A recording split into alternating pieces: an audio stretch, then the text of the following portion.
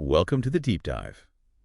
Today, we're getting into a topic that, well, it hits close to home for every entrepreneur at some point, exiting a business. And it's really not just about the financials, is it? It's this massive culmination, a huge life event. It absolutely is. And for this deep dive, we've been digging into some really compelling source material, mostly from a book that captures these raw, firsthand accounts of entrepreneurs actually going through it. Yeah. So our mission here is to really unpack all that, find those key insights, maybe some surprising truths, and share the lessons learned that, go way beyond just the handshake deal. And one of the first things that really struck me from these stories, kind of counterintuitively, is how many founders said leaving the business felt even harder than starting it. It sounds backward at first, doesn't it? Yeah. But when you hear the stories, you start to get the sheer depth of connection. Identity is just so wrapped up in these companies. Okay, so let's start there. A core theme, maybe the core theme, running through all these accounts is simple. You will leave your business. Yeah, eventually. One way or another. It's like the one certainty. Sale, winding down, family succession, maybe something totally unexpected. Departure is coming. Right. And the sources make a really strong case that thinking about that exit now, even if it feels miles away, that's actually incredibly valuable. It helps you build a better company today. Exactly. Planning as if you might sell forces a kind of discipline. It makes you build a fundamentally stronger business, whether you end up selling or not. There's a great example in the sources, Ray Pagano at Videoalarm. Remember that? Oh, yeah. Back in 2004, he decided, right, let's get this place ready for a potential sale. And it wasn't just window dressing. He put in a serious incentive program across the company tied to profit targets. Big ones, too. They went from like 8% pre-tax profit goals up to, what was it, 21% on higher sales? 21%. It's a huge jump. And he made strategic shifts too, right? Focused on the big camera manufacturers. Because that's where the real profit was. And the results were apparently pretty quick and quite dramatic. The whole business improved. And his big takeaway. Pure regret. He didn't start doing all that stuff years earlier. It just made the company fundamentally better. So that discipline of prepping for a sale forces you to smooth out the rough edges, focus on value drivers. But why don't more owners do it sooner? What do the sources say? Well, it's often just being swamped by the day-to-day, too busy putting out fires, focused on this quarter's growth. Or maybe they think, I'll run this forever, or my kids will take over. Exactly. The exit feels distant, abstract. The present is just too demanding. Okay, let's shift to what actually makes a company valuable and, sellable. The sources are pretty clear on what a buyer is really buying. Fundamentally, future cash flow. That's it. Everything else, the team, the tech, the brand, it all feeds into the buyer's confidence in that future stream of cash. And different buyers look at that cash flow potential differently. Totally. You got your financial buyers think private equity. Their game is usually buy, optimize, grow it for, say, 3 to 7 years, then sell it on for more money. So they have a kind of checklist, standard metrics. Often, yeah. They're looking for proven models, scalability, strong management they can work with or install. Then you have strategic buyers. They're usually other companies in the same space or a related one. Right, and they're looking for something specific you have that helps them. It could be your tech, your patents, maybe access to a market segment they want. Or just taking out a competitor. That too. So their valuation might be less about your current profit margins and more about how you fit into their bigger picture. Like, how much does your piece boost their overall strategy? Got it. So given those buyer types, what are the key things the sources say really crank up a company's sellability factor? Predictable revenue is massive. Recurring revenue especially. Because it reduces risk for the buyer. Hugely. If they can clearly see income coming in month after month, year after year, whether it's consumables, subscriptions, long-term contracts, that's gold. The sources actually break down different levels of recurring revenue, and the more locked in it is, the better. Makes sense.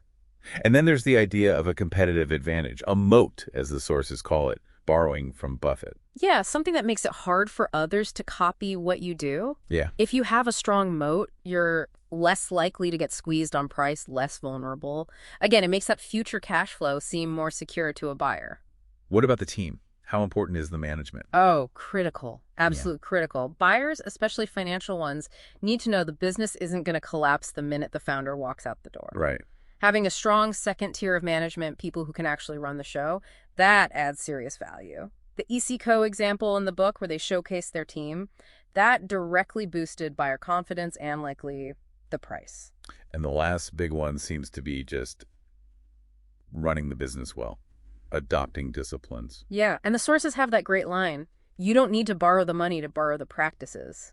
Meaning, private equity ownership often forces things like transparency, accountability, hitting budgets, tracking KPIs rigorously. But you don't need PE money to start doing those things now.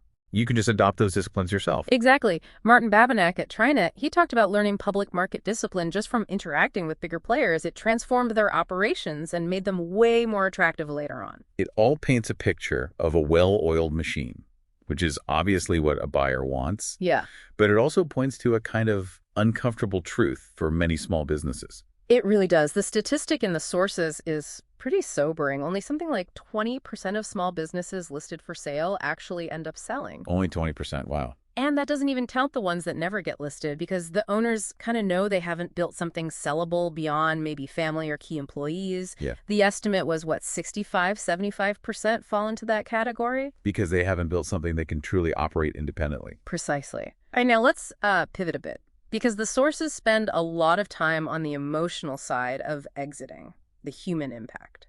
Yeah, this is where that idea of it being harder than starting really comes into play.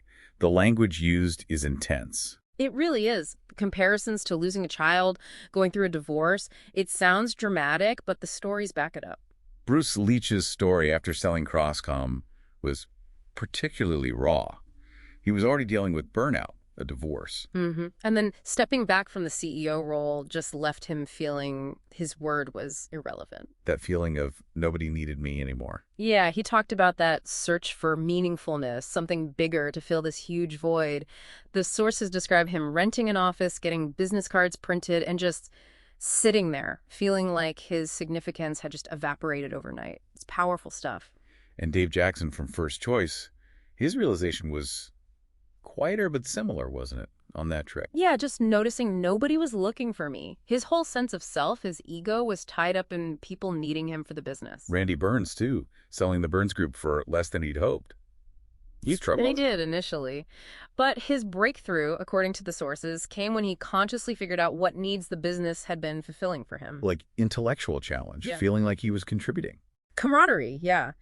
And once he identified those, he could intentionally seek them out elsewhere, which led him to coaching other executives through their own transitions. That's how he found his purpose again. It really busts the myth of the blissful retirement, doesn't it? Totally. The fantasy of just playing golf and traveling forever. The sources show it often doesn't bring the happiness people expect. Like Jeff Hunig finding golf became. Like a job, yeah. Frustrating, not fulfilling. And Tony Hartle from Planet Tan, remember him? Sold the business, traveled the world. It felt like he was eating a magnificent meal every day, but not being able to appreciate it. Exactly. He missed the meaningful work, the engagement, that team camaraderie, striving for something together. So when those business goals, the quantifiable objectives, suddenly vanish, you're left with the big existential stuff. Who am I now? Why am I here? What's my purpose beyond the company? It's a profound shift. And that leads right into another huge challenge highlighted in the sources. Succession. Finding the right person to take over. Oh man, this was where things can go sideways fast if you don't get it right. The cautionary tales are, well, cautionary. Jim O'Neill at O&S Trucking. He was distracted, wasn't he? Well, politics. Yeah, busy with a political campaign, so he hired an external CEO, this guy Vince, without really vetting him properly. And the result? Disaster. O'Neill admitted later Vince was just out of his depth. The company ran into serious financial trouble, racked up debt, ended up in bankruptcy protection. Wow. O'Neill actually had to sell his own stock to his controller to shield his personal assets. The source described him saying, the self-blame just gnaws at me. Awful situation. And that other story, the firm selling to a larger company, they missed a key interview question for the successor, Ralph. They didn't ask about his management style. Turned out he was very top-down, closed door. Which clashed completely with their open culture. Totally destroyed it. Morale plummeted, performance tanked, and they ended up selling the damaged firm for like half of what it could have been worth. It just highlights how crucial cultural fit is in a successor.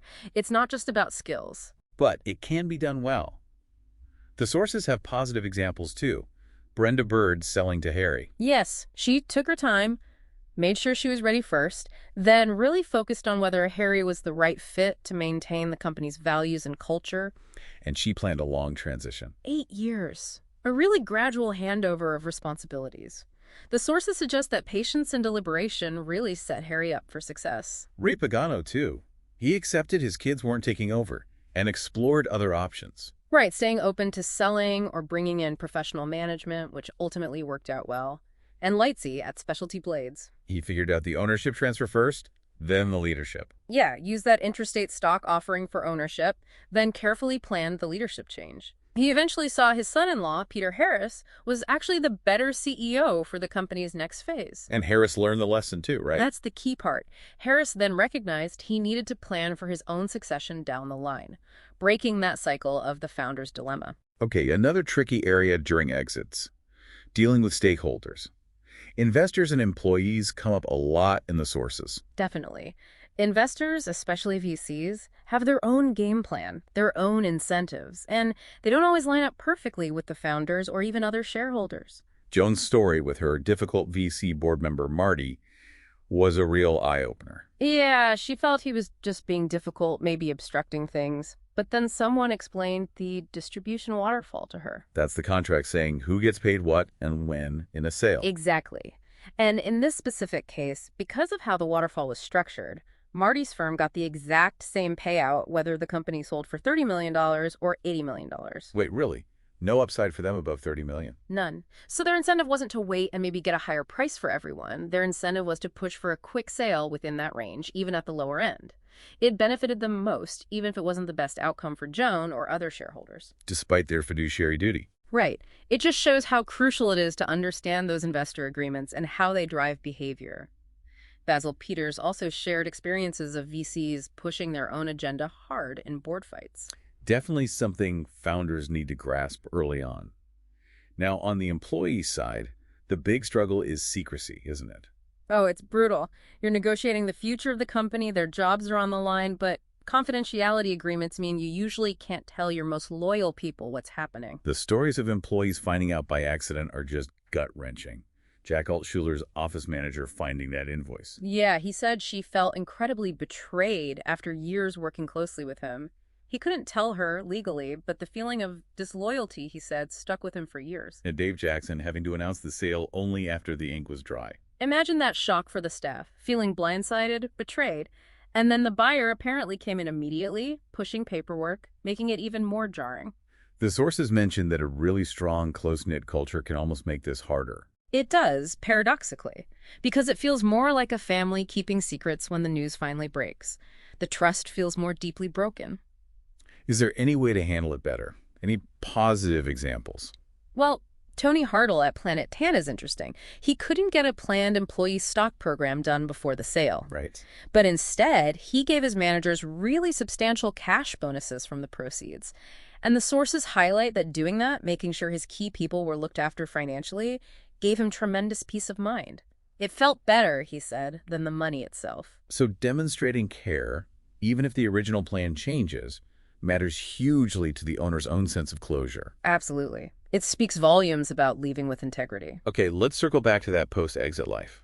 We talked about the struggle, the void. What do the sources suggest is a common path forward for finding that purpose again? A really recurring theme, especially for these successful entrepreneurs, is turning towards service, specifically helping other entrepreneurs. It makes sense, right? Building businesses what they know, what they're passionate about. Exactly, is leveraging their core skills and experience. You see examples like Norm Brodsky, sharing his journey through writing, Martin Babinex staying on as chairman at TriNet, guiding the IPO. Bob Tormey, actively mentoring others, sharing lessons learned from dealing with private equity. Randy Burns becoming an executive coach, as we mentioned. Bill Flagg from Reg Online starting that Felix Fun initiative. Right, building that community of bootstrapped companies, acting as an advisor. It seems to be a very common pattern. The courses basically say most of the former owners interviewed looked for ways to give back, to be of service using their specific expertise. It really underscores that a business isn't just about the money, is it? Not at all. It provides so much more. Purpose, identity, meaning, challenges, camaraderie, a structure for your days. When that engine stops, you need something else meaningful to fill that space. Helping others build their dream often fits the bill. Now, the exit journey itself isn't always smooth or predictable. The sources shared some pretty wild twists and turns. Oh, yeah. Norm Brodsky's story is probably the most dramatic. He'd been chronicling his whole sale process very publicly with Inc. magazine. Huge anticipation. They even put it on the cover, saying the deal was done. Right. And then, literally days before closing, he finds out the real decision maker at the acquiring company was someone he fundamentally didn't trust, someone whose involvement had been kind of hidden. And he started questioning if they'd keep promises made to his employees. Exactly. So he asked himself that hard question and walked away. Pulled the plug at the very last second. Yep. Famously announced on the next cover of Inc. magazine that the deal was off. An unbelievable display of prioritizing his people and his values over just getting the deal done. Wow, that takes guts. External factors can throw curveballs too. For sure. Citus Storage, the physical records company, they saw digital disruption coming, but it happened even faster than they thought. Selling when they did, just before the market for their type of business really cratered, basically saved the owner's equity. Pure timing, partly luck. And the 2008 crash hitting right when Eki was selling. Yeah, terrible timing, you'd think. It wiped out financing options for most potential buyers. But their preferred buyer, Berwind, didn't need financing. So the crisis actually helped them. In a weird way, yes. It cleared the field of competitors, and Berwind got the deal done because they were basically the only ones left standing who could execute. Just shows how unpredictable external events can be. These stories really hammer home the need to be prepared, but also adaptable, and to learn constantly. Yeah, learn from your own bumps in the road, absolutely, but also learn from what others have gone through. These sources are packed with those vicarious lessons. It really is this complex mix of finance, human emotion, strategy, and just unpredictable life stuff. Couldn't have said it better. Okay, so let's try and wrap up this deep dive.